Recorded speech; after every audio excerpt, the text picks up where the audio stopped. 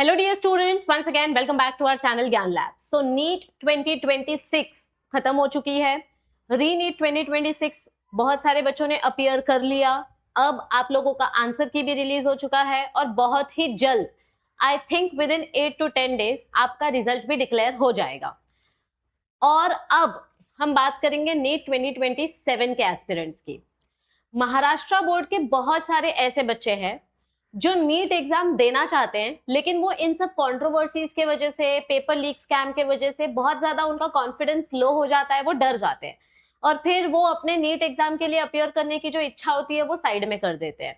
उनको बस इतना ही फिर समझ में आता है कि एमएसटी सीईटी दो, फार्मेसी करो, एग्रीकल्चर करो और बस that's it, that's all for us. But ऐसा नहीं है। देखो, ये सिस्टम जो है, ये पेपर स्कैम और ये जो लीकेज वाला इशू है, ये गवर्नमेंट बहुत अच्छी तरीके से अब हैंडल कर रही है, ठीक है। लेकिन अदर देन दिस, नीट 2027 के जो एस्पिरेंट्स हैं, आप लोगों के लिए पूरी हिस्ट्री बदल गई है। आप लोगों के लिए बहुत सारे चेंजेस होने वाले हैं। अब कुछ चेंजेस को लेकर बच्चे कंफ्यूज थे कि एग्जैक्टली क्या क्या चेंजेस 2027 के एग्जाम में होंगे और क्या चेंजेस नहीं होंगे। बस मैं वही आपको शॉर्ट में बताने आई हूँ। एज लिमिट को लेकर बच्चों को डाउट था, अटेम्प्ट लिमिट को लेकर बच्चों को डाउट था, और कौन से मोड में पेपर कंडक्ट किया जाएगा इसको लेकर बच्चों को डाउट था। ऑनलाइन मोड में होगा कि ऑफलाइन मोड में होगा। तो मैं आपको फटाफट से बता देती हूँ। ये चीज मिनिस्ट्री ऑफ हेल्थ और एजुकेशन मिनिस्टर, इन सब लोगों ने कंफर्म कर दिया है, ठीक है। तो मैं आप लोगों को कंफर्म्ड इंफॉर्मेशन ही बता रही हूँ। सबसे पहली चीज, अगर हम एज लिमिट के बारे में बात करें, पहले कैसे होता था कि कोई एज लिमिट नहीं थी, मतलब लोअर एज लिमिट थी कि आपका 17 ईयर्स कंप्लीट होना चाहिए तो आप एग्जाम अटेम्प्ट कर पाओगे, एडमिशन के लिए एलिजिबल होगे। लेकिन उसके अलावा अपर एज लिमिट कोई नहीं होती थी कि 25 साल, 26 साल, 50 साल, किसी भी उम्र के बच्चे एग्जाम दे सकते हैं। अब इस साल एनटीए ने बोला कि एज लिमिट लगाने वाले हैं, यानी कि एक स्पेसिफिक एज ग्रुप के बच्चे ही इस एग्जाम को दे पाएंगे। लेकिन अभी तक एज लिमिट को लेकर कोई अपडेट नहीं है। तो ये एज लिमिट वाला जो न्यूज है, ये न्यूज या ये जो भी अपडेट होने वाला है, ये नीट 2027 के एस्पिरेंट्स के ऊपर अप्लाई होगा क्या? नहीं, क्योंकि कोई भी नया अगर चेंजेस करना है तो वो एटलीस्ट उनको 16 से 18 महीने पहले बताना पड़ेगा। बिकॉज बच्चे नीट की प्रिपरेशन 11th स्टैंडर्ड से स्टार्ट कर देते हैं, यानी कि लगभग 2 साल से पहले उनको ये चीजें अपडेट करनी पड़ेंगी। अगर एज लिमिट वाला क्राइटेरिया अप्लाई होता है तो ये आप लोगों की बैच पे अप्लाई नहीं होगा। ये क्राइटेरिया नीट 2028 एंड 2029 के बैच वाले बच्चों पर अप्लाई हो सकता है, अगर जल्दी एनटीए ने या हमारे जो एजुकेशन मिनिस्टर है उन्होंने कुछ अपडेट दिया तो। सो अभी के लिए there is no age limit for NEET 2027 aspirants. आपकी कितनी भी एज हो, लोअर एज लिमिट बस आपकी एलिजिबिलिटी के हिसाब से होनी चाहिए 17 ईयर्स। अपर एज लिमिट पर कोई लिमिट नहीं लगाई गई है, आपकी कितनी भी एज हो आप एग्जाम दे सकते हो। ये फर्स्ट इंफॉर्मेशन। दूसरी इंफॉर्मेशन, अटेम्प्ट लिमिट को लेकर भी बहुत सारा कंफ्यूजन हो रहा था बच्चों में। ऐसा बोला जा रहा था कि जिनके 3 अटेम्प्ट हो चुके हैं अब वो आगे नीट एग्जाम नहीं दे सकते, जिनके 5 अटेम्प्ट हो गए हैं वो आगे एग्जाम नहीं दे सकते।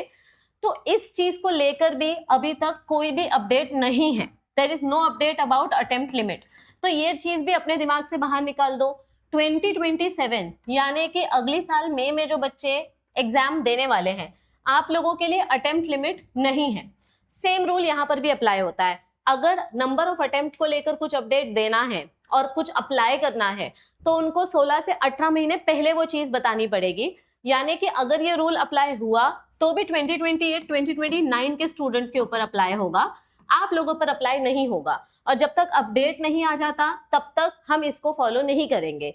सो there is not going to be any attempt limit for 2027 aspirants. ये दूसरी चीज। और अब तीसरी चीज कि क्या हमारा एग्जाम सीबीटी मोड में होगा, कंप्यूटर बेस्ड टेस्ट, यानी कि ऑनलाइन मोड में। तो बेसिकली सीबीटी मोड में इस साल से आपके नीट एग्जाम्स होने वाले हैं, ये कंफर्म हो चुका है। यानी कि 2027 में जो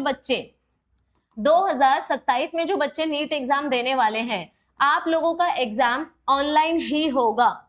आप लोग पेपर बेस्ड एग्जाम नहीं दोगे। यानी इतने सालों से जो बच्चे ऑफलाइन प्रिपरेशन करते थे कि उनको पेपर पे, ओएमआर शीट पे सर्कलिंग करके अपना पेपर अटेम्प्ट करना है, अब ऐसा नहीं होगा। 2027 में जो एग्जाम होने वाली है ये कंफर्म हो चुका है। दिस इज कंफर्म्ड न्यूज कि आप लोगों का एग्जाम सीबीटी मोड में ही होगा।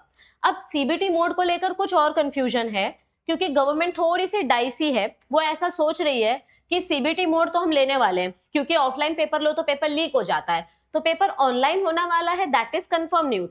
लेकिन ऑनलाइन मेथड में भी क्या हम जेडबलई पैटर्न अप्लाई करें, ऐसा गवर्नमेंट सोच रही है। एजुकेशन डिपार्टमेंट सोच रहा है कि क्या हमको जेडबलई पैटर्न लेना चाहिए, मतलब एक मेंस का पेपर करवाना चाहिए और एक एडवांस का पेपर करवाना चाहिए, क्या ऐसा होना चाहिए? तो इसके ऊपर अभी विचार चालू है। और या तो फिर ऐसा भी हो सकता है कि सिर्फ एक ही सिंगल अटेम्प्ट हो और उसी के बेसिस पे आपको आपका एडमिशन का क्राइटेरिया पता चल जाए। तो इसके ऊपर अभी तक कुछ कंफर्मेशन नहीं आया है, ठीक है। अगर ऐसा कुछ होना होता तो इसके बारे में अब तक अपडेट आ जाता, लेकिन समझो अगर और 15-20 दिन बाद कुछ अपडेट आता है तो भी आपको हम इन्फॉर्म कर देंगे। लेकिन इतना तो कंफर्म्ड है कि अब आपको ऑफलाइन नहीं देना है पेपर। ऑफलाइन मतलब क्या होता है, पेपर के ऊपर नहीं देना है। अभी भी आपको जाना सेंटर्स पे ही पड़ेगा, घर से बैठ के आप ये एग्जाम नहीं दे सकते। जैसे एमएसटी सीईटी और जेडबलई का पेपर होता है, वैसा ही नीट का पेपर होगा कंप्यूटर पे, ओके। और उतने ही मार्किंग स्कीम का होगा, टाइम लिमिट भी उतना ही रहेगा, तो वो सब अपडेट्स आपको बता दिया जाएगा, ठीक है। लेकिन ये कंफर्म्ड है कि paper scam, paper leak scam को अवॉइड करने के लिए अब से आपका पेपर ऑनलाइन मोड में होगा। तो ये तीन चीजें, ये तीन अपडेट्स मुझे नीट 2027 के एस्पिरेंट्स को देनी थी, क्योंकि महाराष्ट्र बोर्ड के स्टूडेंट्स एमएसटी सीईटी के पेपर पैटर्न से अवेयर है, बोर्ड्स पैटर्न से अवेयर है, लेकिन नीट में क्या क्या बदलाव हो रहे हैं ये महाराष्ट्र बोर्ड के स्टूडेंट्स को थोड़ा सा कम पता होता है, या वो कम कनेक्टेड होते हैं। और हमारी ये जो चैनल है, इस चैनल का प्राइम गोल यही है कि हम नीट के सारे एस्पिरेंट्स की हेल्प करें, but we specifically focus on our Maharashtra state board students, ताकि उनका कॉन्फिडेंस बना रहे और वो एग्जाम के लिए कॉन्फिडेंट तरीके से, अच्छे तरीके से प्रिपेयर हो सके। सो इस चीज को अपने सभी फ्रेंड्स के साथ शेयर करो और चैनल को ज्वाइन करो, सब्सक्राइब करो। आप लोगों के लिए इस चैनल पे कंटिन्यू मैं सीरीज अपलोड करने वाली हूँ, लेक्चर सीरीज अपलोड करने वाली हूँ, बहुत कुछ आने वाला है। So stay tune with us, follow us, subscribe us, notification on करके रखो। And thank you for watching this video. Make sure that you share this with all your juniors and friends. Bye bye. I will see you all very soon. Till then, take care and all the best to all 2026 aspirants जिन्होंने अभी रीनीट exam दिया. I hope your results will be good. Bye bye.